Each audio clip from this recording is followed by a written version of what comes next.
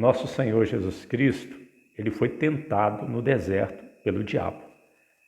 O diabo tentou fazer Jesus transformar pedras em pães, para que o Senhor Jesus, assim, não levasse em conta que nem só de pão viverá o homem, mas de toda palavra que sai da boca de Deus. Aquelas palavras que vinham aos ouvidos do Senhor Jesus para transformar aquelas pedras em pães, não estavam vindo de Deus, estavam vindo de Satanás. Por isso o Senhor Jesus, ele não caiu naquela tentação, ele não transformou aquelas pedras em pães e ainda disse para o diabo: está escrito, nem só de pão viverá o homem, mas de toda palavra que sai da boca de Deus. Nem só de pão viverá o homem. Nosso Senhor iria fazer algo um pouco depois no seu ministério muito maior do que transformar pedras em pães. Ele haveria de transformar nada em pão, conforme está escrito aqui no Evangelho de São Marcos, no capítulo 6, 41. E tomando ele os 5 pães e 2 peixes, levantou os olhos ao céu, abençoou e partiu os pães, e deu-os aos seus discípulos para que os pusessem diante deles. E repartiu os 2 peixes para todos, né? Por todos. E todos comeram e ficaram fartos, e levantaram 12 cestos cheios de pedaços de pão e de peixe. E os que comeram os pães eram quase 5.000 homens. Ou seja, um milagre de multiplicar os pães, ou seja, fazer aparecer pão do nada, foi muito maior do que um milagre que Jesus poderia fazer ali por sugestão de Satanás, transformando pedra em pães. Logo em seguida, o diabo, ele leva Jesus até o pináculo do templo e, citando o Salmo 91, ele sugere que Jesus pule lá daquele pináculo do templo. Mas Jesus, percebendo que Satanás estava sugerindo que o próprio Jesus tentasse a Deus, então Jesus disse, também está escrito, não tentarás o Senhor teu Deus. O Senhor Jesus, logo em seguida no seu ministério, iria fazer um milagre muito grande, maior do que pular de um templo e sobreviver, ou pular do pináculo do templo e sobreviver. Está escrito aqui em Marcos capítulo 6, no versículo 48, e vendo que se fatigavam a remar, porque o vento lhes era contrário, perto da 4ª vigília da noite, aproximou-se deles, andando sobre o mar, e queria passar-lhes adiante. Mas, quando eles o viram andar sobre o mar, cuidaram que era um fantasma e deram grandes gritos.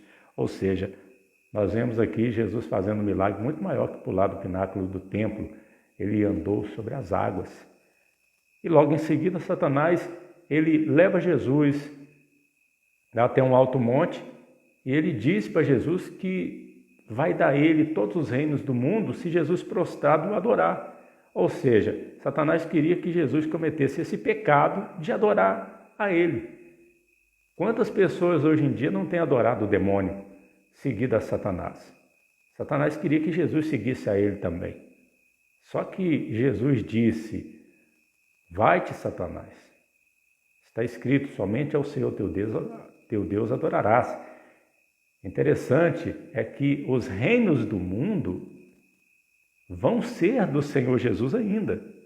Conforme está escrito aqui em Apocalipse capítulo 11, 15, e o 7º anjo tocou a sua trombeta e houve no céu grandes vozes que diziam, os reinos do mundo vieram a ser de nosso Senhor e do seu Cristo, e ele reinará para todo sempre.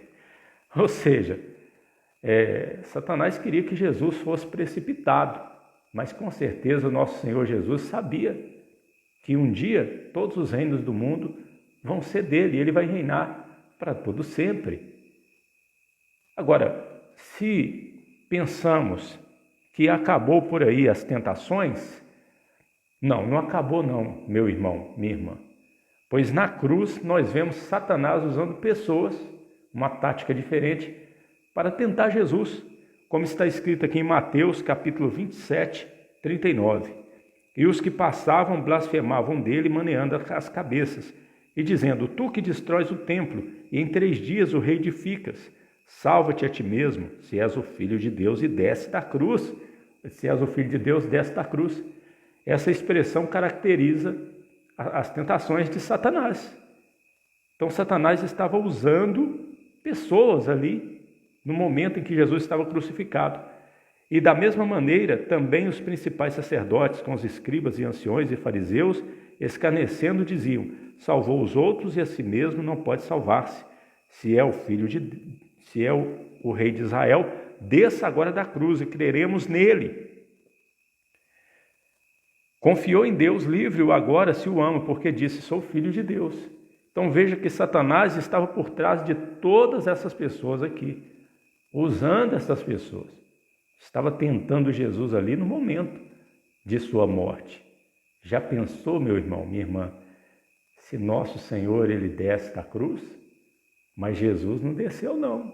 Ele não desceu da cruz, porque 3 dias depois, no terceiro dia, isso aconteceu na sexta-feira, no domingo, no terceiro dia depois, Jesus ia fazer algo muito maior do que o milagre de descer da cruz.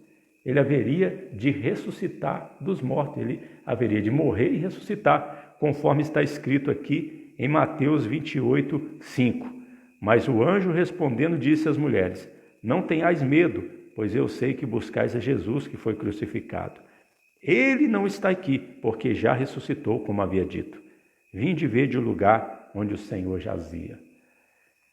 Ah, meu irmão, minha irmã, se Satanás tentou Jesus, ele há de nos tentar também. Não é à toa que nosso Senhor ensinou a todos os cristãos, a nós, seus discípulos, a orarmos todos os dias. Não nos deixe cair em tentação, mas livra-nos do mal. Não precipite, não. Eu entendo porque Jesus disse: não andeis ansiosos. Paulo escreveu pelo Espírito Santo: não andeis ansiosos. E porque o apóstolo Pedro também disse: lançando sobre ele toda a vossa ansiedade. Porque geralmente uma das razões para as pessoas precipitarem é a ansiedade.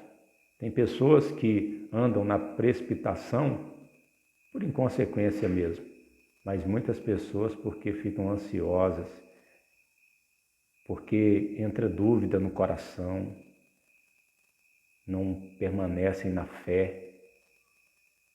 Se você está sendo tentado, permaneça firme, não se precipite, porque depois da tentação, com certeza, o nosso Senhor há de lhe fazer ver muitas alegrias, pode ter certeza. Amém, meu irmão? Amém, minha irmã? Lembrando que eu li aqui na Bíblia Corrigida e Fiel da Sociedade Bíblica Trinitariana do Brasil. Jesus Cristo poderá voltar ainda hoje. Se ele não voltar, estaremos esperando por ele amanhã. Deus abençoe.